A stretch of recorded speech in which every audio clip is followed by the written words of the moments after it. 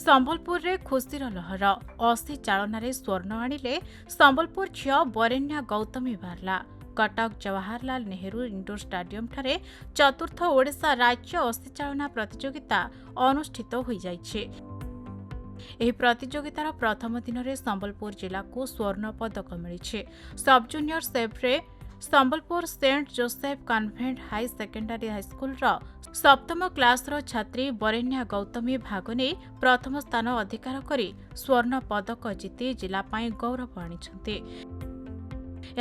प्रतियोगित स्वर्ण पदक जीति जातीय स्तरीय 80 चालना से मनोनीत होइछन्ते।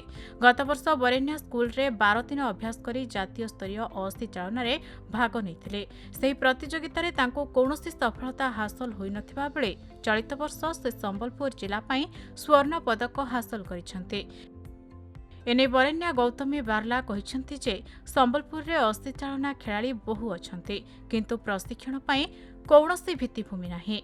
सरकार जदि 80 चालना प्रशिक्षण पाई भित्तिभूमि सह अन्यान्य सुविधा जोगाई देबे बहु खेलाड़ी संबलपुर पाई पदक जीति जिला को गर्वित करिबे बोली कहिछन्ते।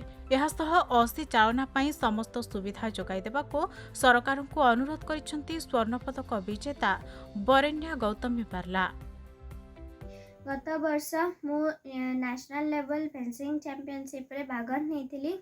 आम स्कूल तरफ 12 दिन ट्रेनिंग नहीं कि भाग नहीं और विशेष किसी करि पारि नथिली, किंतु फिर थरे चेष्टा करिकी एई थरर जो स्टेट लेवल फेंसिंग चैंपियनशिप होइतिला सेतिरे भाग नहीं और संबलपुर पाई एक स्वर्ण पद हासिल करी मु गर्व अनुभव करुछि।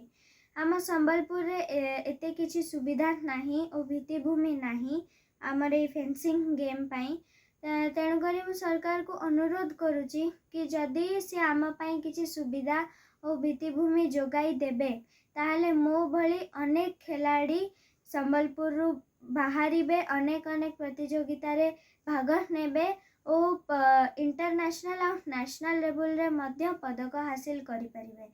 आउ आमर फेंसिंग टा संबलपुर रे 2019 रु स्टार्ट हेलानो। पिला माने बहुत स्टेट रे मेडल आसलानो, नेशनल भी पार्टिसिपेट करूछन, किंतु नेशनल रे मेडल आसी नहीं पारबा।